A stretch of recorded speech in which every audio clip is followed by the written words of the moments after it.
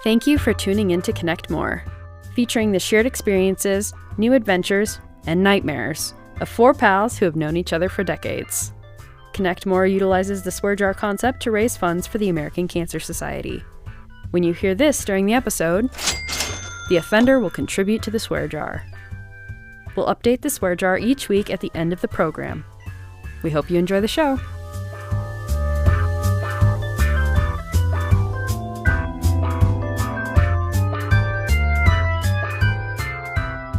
Hey, yo, welcome to another episode of Connect More. I'm Eric. There's John. Hello. That's Brian. Greetings. And there's Jason. Welcome, everyone. On this episode of Connect More, Jason and John play with their hands. Brian and I visit rural Cornfield County. Google it, kids. And then we whip around on downers. But first, it's time to blossom. Spring break is right around the corner. What's our plans for the big spring break time? John, you got your bikini wax booked? Well, that's a little personal to start off the pod today. I'm not a huge spring break person. Don't have kids in the house, obviously, but I do get away with my son for a weekend. That will take place at the end of March, so I'm looking forward to that. And then the other big piece is just, all of those little projects that could wait because it was cold, and that stuff racks up, and so you make the list and start working through it for spring cleaning. That list does not thaw out with the snow. That is for sure. Jason, what's happening this spring? Well, because the folks who run our school district are geniuses, we don't get spring break in Dubuque anymore. Oh, okay. So even though I've got two kids in school, there's no spring break. So we don't necessarily have plans to travel anyplace around that time. So the only thing I've kind of got on my radar that I am actually kind of looking forward to is I'm taking a work trip to Seattle, and I've never been to Seattle before, so I'm kind of looking forward to that. Should be kind of fun. That's not till May.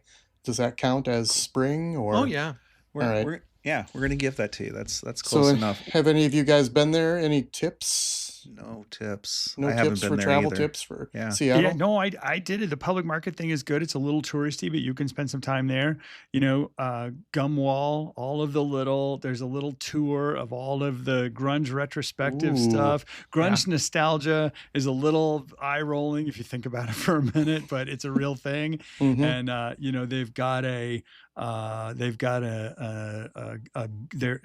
there is an art installation outdoors, and it is in the garden adjacent to the Puget Sound called the Sound Garden, and one of the pieces is the Black Hole Sun, and Nice. you can go see that. All right, that's on my list then. That is right up our alley for sure.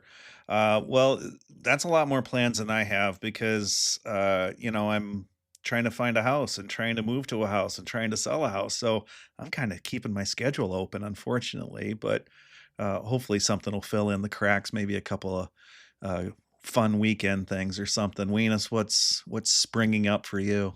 I am probably headed to San Antonio to see Uncle Benny. Nice. Yay. Hi, Benny. It's been too long. So Wait, what are those spaghetti candies called? Squiggles? Squinkles. salsa sketty. Salsa sketty. I'll take 5. Yeah, I was just gonna say, Brian, do not bring back any more of those. Don't I let think we're safe. Cricket send candy home with you. $3 per pack. But it'll I think be we're like safe. But it'll be like zucchinis in the Midwest. He'll open up his bag. It'll be full of Mexican candy. Like, son of a bitch! Cricket shoved candy in my luggage when I wasn't looking. God damn it! Just make me your counter offer, whatever it's going to take. I want to get this done. All right, that springtime talk has got us all warmed up to find out what Jason and John were doing with their hands when they were kids.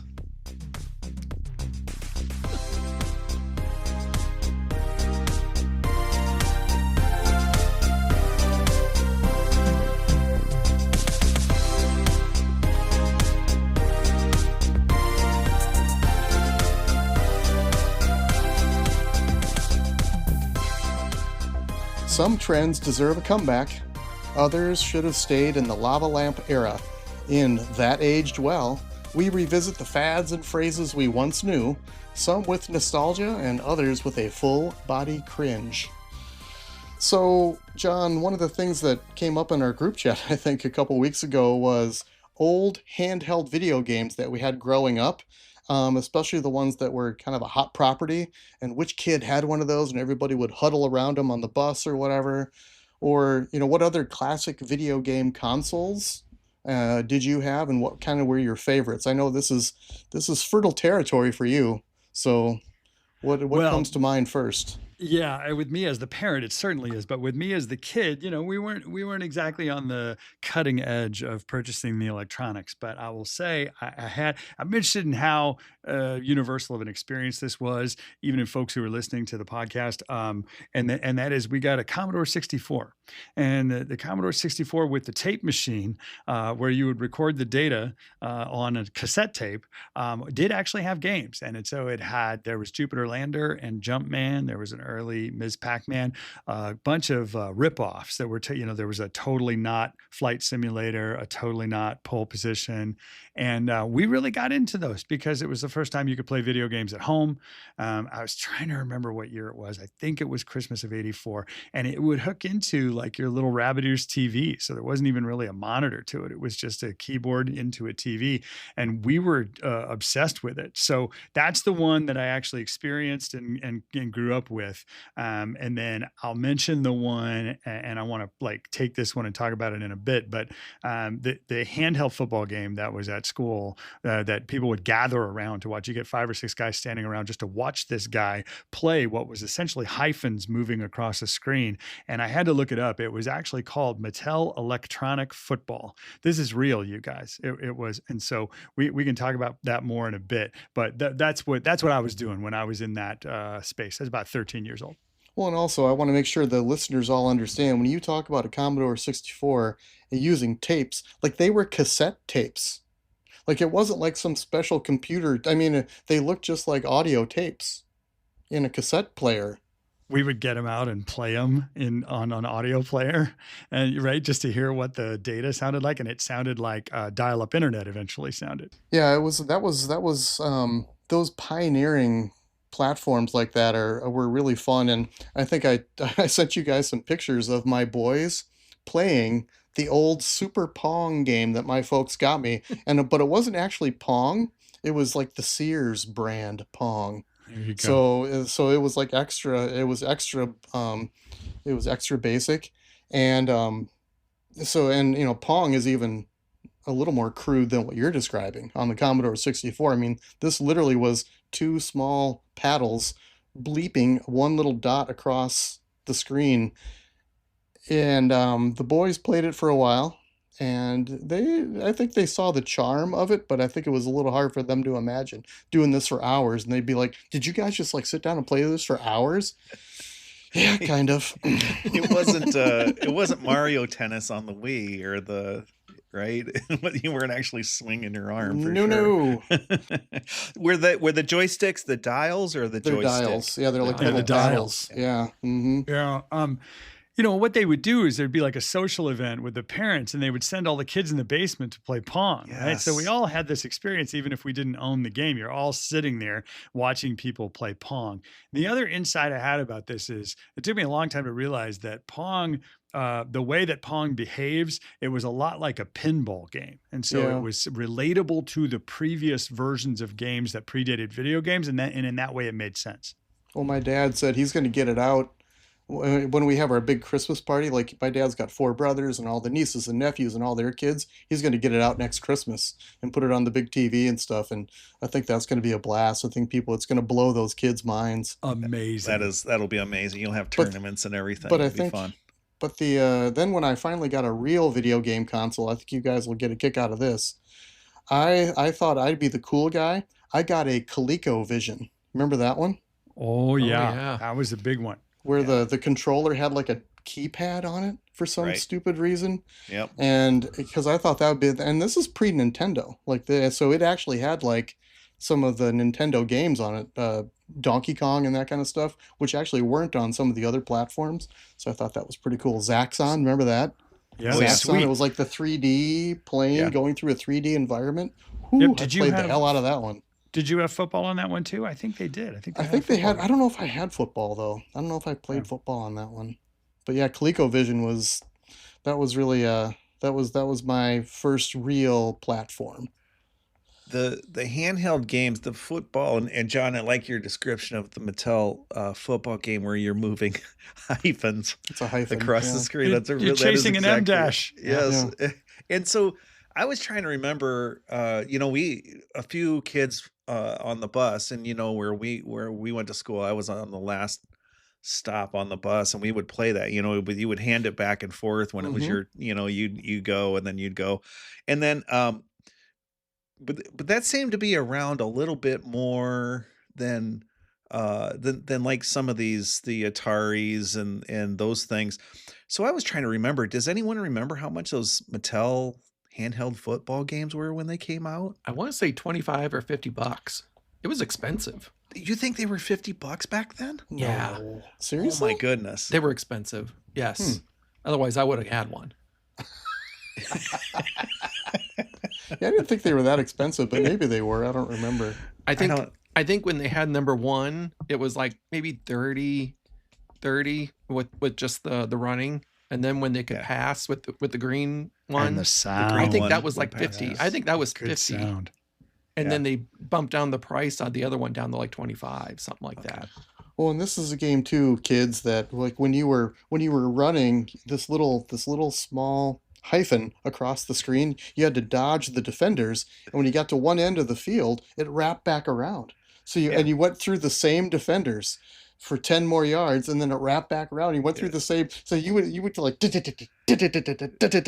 like just go for like 100 yards through the same 5 dashes. The like over and over original again, touchdown. Yeah, the original button Oh, mashing. perfect. Perfect. Yeah, it was button mash. That's great that you did the sound. That is great. When they say that the hallmark of AI writing today is too many hyphens and M dashes, I'm like, fuck you, that's our heritage. So this will go to the kind of people that you were playing games with, but did you guys have the experience of when Pong was being played in a group setting and somebody got really mad, they would go unplug it? That's how I grew up. I Yeah, I do don't know not if that remember my happened. Pong games being that intense. Yeah, I don't That's think how I I did grew up. either. I think I remember hitting the reset button a couple times. Like you'd Oh. hit the reset. Same result. And then that- Oops. yeah. mhm. Yeah, I don't know otherwise. But yeah, well, it was funny because on that Pong game because it's called Super Pong, there's actually 4 different games in the same console. So the first one is just the paddles, and then you click it, and in the middle of the game, you can do this. You can just click it over, and then suddenly the paddles turn into like lines with a hole in them, and you got to shoot the ball through the hole, and then it comes up with doubles. If you switch it again, there's 2 paddles on each side, and it's like playing doubles. I was like, oh, I don't remember. I mean, it was actually pretty sophisticated for the time, but it was a lot of. The doubles is a lot of fun. So, I remember Super our Pong. Pong. I remember our Pong game had Breakout on it. Do you remember Breakout? Oh yeah, And yeah. that's the one I played for probably hours.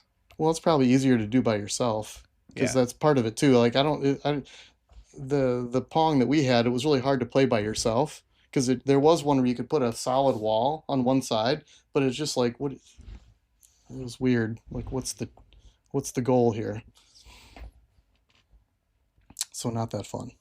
So I don't know. Part of it, I guess, and I don't want to over nostalgize this all either. Like, oh, those games were great, because when you play them again as an adult, you're like, yeah, these games aren't great. Like this isn't that fun, but they were fun to us at the time. So it's easy to look back on them with nostalgia. But man, so Pong, I could see not being that great, although that handheld football game is still awesome. I found mine a couple years ago and I played it, and it was just like that. I was good at it right away again. I was blowing through the defenders. It was awesome. I was still good at it. We're going through this packing thing so we can move, and I found I don't think it's an original one, but it's one that I got for a Christmas or something, and I changed the battery out, and of course packing stopped because I had to sit there and play a couple of games of Mattel football. Yeah, that one's still fun. Pong, not so much, but that Yeah. one is still a blast. And I talk about this a lot, but retro video gaming is like a thing. It's a whole thing. Like this stuff is, it sells for higher prices than you could imagine. People gather to do it. It's a part of all these cons. It's just remarkable to see that technology still fascinating people, because that'd be the stuff we're talking about would be 45 years old. Well, and now, of course, you could buy those retro consoles that have like every single Atari game ever made are on a chip the size of a grain of rice, Yeah, the emulators. Yep. Yeah. Yep. 'cause- But if my dad had come to me in 1987 and said, "Hey, I've got this thing kids used to do in 1942, and I want to show Exactly. it to you," I'd have been like, "Get out of here with Look, your rolling of the tire." Yeah, exactly. Let's play jacks for 5 hours. Like, oh, okay. Let's try to yeah. get that little metal ball in the dancer's belly button. That's amazing. Let's roll a hoop down the road, Dad, with a, okay. We were happy to watch the little bird dunk his beak and then come back up. What was that with the bird with the little red liquid in his belly? I don't remember what that one was about. It was a simpler time. So I just Indeed. found a very funny ad. I was looking to see how much these video games cost, and it's an ad with Stevie Wonder. What? You heard me. Noted gamer. Yeah, noted gamer. Stevie Wonder. If I could play video games, you bet it would be Atari. No way. Wow. Yeah. Talk about a simpler time. Yeah, no kidding. And so that Atari 2600 was $150. Yeah. Ooh. Yeah. That sounds right, because we got one of those first Ataris, and I remember I was saving up my allowance, and then I made a deal with my dad, with my stepdad and my mom at the time, and I paid for half and they paid for half. So it was kind of a deal, and that sounds right, like about $150. Yeah. And the 2600 was the original console, the thing we would think of Yep. as the original brown and black thing. Yep. Yeah. Yep. With the joysticks, with the orange button and stuff. Yeah. And I feel like the games were $30, something like that, maybe. Yeah, they're all about $25, $30. Yep. Yeah. That was a lot. And when that came out, like Pac-Man was the big deal, because now you didn't have to go to the arcade or the convenience store to play Pac-Man. You can play it at home. I feel like Pac-Man, Centipede, and Donkey Kong are the ones that come to mind. Yeah. Yeah. Yep. And their first big like forever game was was Pitfall. Pitfall Yeah. was the big one. Yeah. Yep. Well, I don't know about you guys, but I'm out of quarters, so it's game over. What's going on over in the group chat?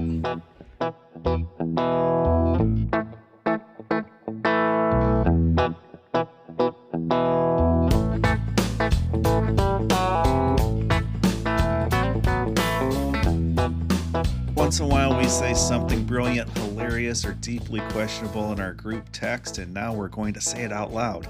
And that group chat was fire. We bring out the hottest takes, weirdest questions, and most spirited disagreements to the table. No emojis required. So folks, recently we did a whip around where we talked about CB handles and truckers, and we even did a trucker playlist on Spotify. Please go check that out. It's actually a lot of fun with a bunch of good trucker songs on it. And a couple of those were by a guy named Buck Owens. And when I saw those, I immediately started thinking again, Weenus, about Buck Owens and Roy Clark. And they were the host of Hee Haw.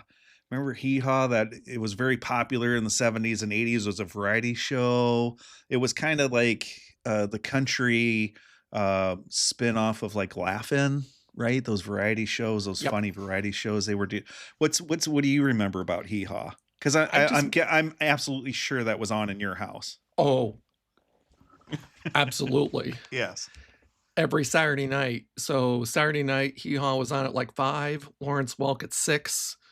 Then my parents would leave, go out for dinner, and abandon me with my sisters. And then the beating started. And anyway, I digress. But I remember I didn't really like it when I was a kid, just because I didn't like country music as much as when I was a kid. Right. But I've grown to really like it. So now I will watch it when I go with the in-laws. So if we see it on TV, we'll watch on RFD TV. Sure. Yeah, and we'll watch the classic ones. And those are great. Yeah, you're right. They are kind of actually, if they're on and you turn it on, they're kind of funny to watch for a little while, right? So you get to see some real good classic country artists, some real funny memes. Lots of double entendres during that show. Yes. Yeah, Very funny. it had some adult twist to it for sure. Oh, yeah. Yeah, and we're talking about a time again back when it was 3 channels, 4 That's right. channels if you could pull in the public TV station, um, but like you just talked too, and that's why they had those top country stars at the time and everything came on there. But Buck Owens and Roy Clark, those cats were amazing musicians, actually, even in their time. I've got some of their albums. In fact, one one of my favorite Christmas albums ever is Buck Owens and Susan Ray. If you folks can find this country Christmas album, it will be instant classic in your house. But here they are, these incredible musicians, and they're doing this variety goofy skit show. So we kind of started wondering, like, who would do that today? Like, who would be the hosts of Hee Haw today? Maybe what would some of those guest stars be? Brian, who do you think in today's world, if we brought Hee Haw back, would be the hosts? So my answer in the group chat was Brad Paisley and Vince Gill would be the hosts, be the co-host, but then you'd have special guests Jelly Roll and Dolly Parton. Oh yeah, yeah. I think that'd be a killer show. Hitting all the high spots. So I thought that was good. Mine was, and I know this guy's a little bit older, but I've seen him, and he's an entertainer and like a very talented also. So, but mine were Marty Stewart and Kelly Pickler would be the hosts, and then special guests Alison Krauss and Darius Rucker. I was thinking Darius Rucker would be a good one for this. He'd be good. Like as a host or as a guest on the. I could see him being one of the hosts. Could you? Yeah, he's very charismatic. Yeah. The other person I thought who's got the Hee Haw written all over is Reba McEntire. Can you see her yucking it up on this? I mean, Jesus. Oh, yes. Yeah. And some of these newer the big time guys, they have shows now too. Keith Urban has something. Blake Shelton has, a show. I mean, those folks could obviously do this as well. No, I wanna make sure that we lift up. Always my favorite part of the show was where I think they always had one of the cast members and then one of the guests on there, and they sang that "Where oh where are you tonight?" and we all probably all know the lyrics to that to this day. First of all, but my favorite part was always when at the look the world over and you were gone, and they always tried to spit on each other. Yeah, but they always and they try to duck, or one of them would duck and spit on someone else. Yeah, there was always a lot of spitting going on, and that was when I was a kid. I was like, "Oh, this is where they're gonna spit!" Oh, he's gonna spit on Johnny Cash. No exactly. Way. Oh, no. Yeah, these well-known country stars are spitting at each other on this. You were gone. And sometimes they would actually they were wiping the spit off of their faces and stuff. Like, wow, they really got him good. I thought for stars, I thought Miranda Lambert would end up on it now, and sure. I thought there's a lot of physical comedy on there too, with people kind of falling over each other. And I thought Johnny Knoxville would find his way on there. Oh, that's a good. Don't you think Knox would be great on there? He would be. He would be, and that's not a huge stretch. On XM Radio, he hosts one on the Outlaw Country channels. He has a show on there, so yeah, he would be a good fit. Totally. All right, let's wrap this up in true Hee Haw style. Jason, where are you from, baby? My name is Jason Nisus, and I'm from Sageville, Iowa. Population 95. Salute! I think it's time to get whipped.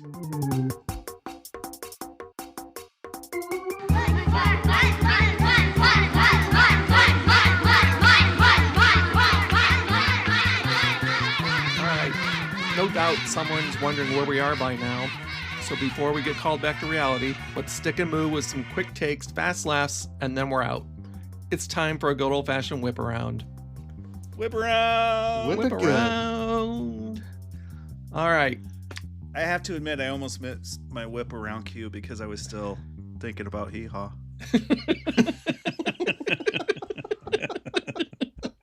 Can't blame you there. All right, what is some quick and dirty, ladies?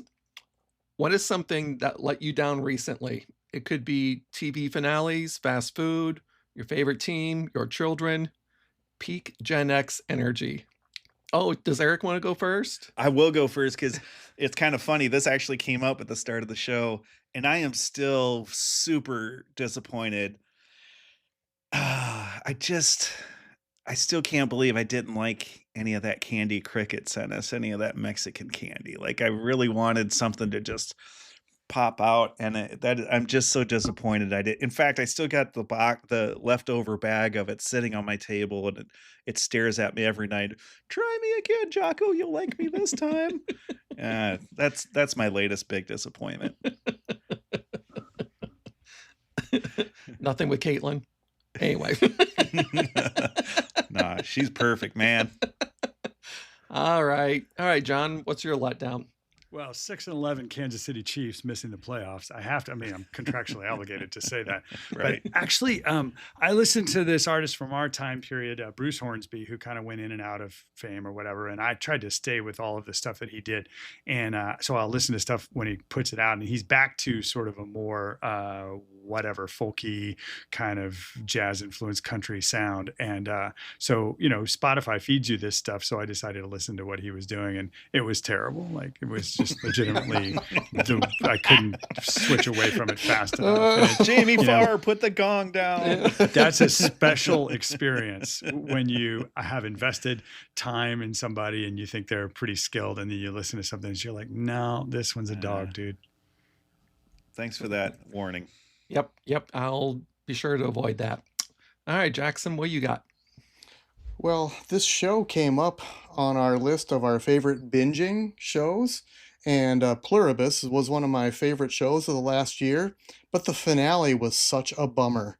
Like, they were building up to this really, like, this cliffhanger, all these different storylines kind of coming together, and the final episode was just kind of like, all right, well, let's get to work on this then. And you're like, I love what you now? for saying this, because What? Tanya and I were watching this. We were binging it on the weekends when we were together, and then we played the last episode, but we looked at each other at the end of it, and we were like, there's one more episode, right? Nope. There wasn't. Yeah, like a huge bummer. I mean, Yeah. it's not going to make me not watch the show, but it's just like, come on. I don't Yeah. know. So this is spoilers. So, stop here if you're watching that show. But she essentially mail orders a nuclear weapon, and then it becomes a MacGuffin. And like, it doesn't mean anything in the context of the show. I'm like, surely they wouldn't do that. Yeah. So it was just that was very disappointing for a show that had been completely riveting up until that point. So what's yours, Wayne? All right. So I've had a lot of time to myself the last week because Mrs. Roper's been gone. Yeah, so I it watch a lot of movies, and I got to see the Smashing Machine, starring The Rock and Emily Blunt. Didn't care for it so much. Oh, really? I maybe I had higher expectations. Maybe. I thought it was good. It was boring to me. I Huh. just wanted more. I thought Yeah. the acting was good in it and everything, but maybe I expected something different. Maybe that's More- it. More You know? smashing. More It's like an smashing, industrial more- press just coming down on like apples. Yeah, yeah. Just 2 hours of that press machine Oh, smashing yes. Dice. pool table balls. Yeah, I expected coconuts. 45 minutes of promos or something like that. I don't know what I was expecting. So, who knows? But All right. Well, sorry to hear you didn't like that one. it was okay, but I thought it'd be better. So, all right. So I'm going to call ourselves officially whipped. The swear jar amount to benefit American Cancer Society is up to $206 fucking dollars. All right. How are we going to get the money to pay that? No joke. Good Gonna question. need some sponsorships. Amen. All right. So closing credits, please. Thank you for listening to Connect More. I'm the producer. Please subscribe and like this podcast because it's my only chance of getting paid for this gig. Connect More is a product of Pan Tiger LLC and is hosted by Brian Danielson, Eric Van Lanker, Jason Nisus, and John Hedgecoff. Connect More is edited by me and Jocko. The showrunners are Jax, Hedge, and Weenus. Theme music written and recorded by Ryan Veeder. Cover art designed by Leon Golden. Musical director is Evil. Legal liaison is Brian. Lead writers are John and Eric. Runner-up writers are Jason and Captain Danielson. Publication coordinator is Jax. Special thanks to GVC, Aaron, Miss Roper, and Yoko. Don't forget to like and subscribe. Make sure to follow Connect More on Facebook, Instagram, and YouTube.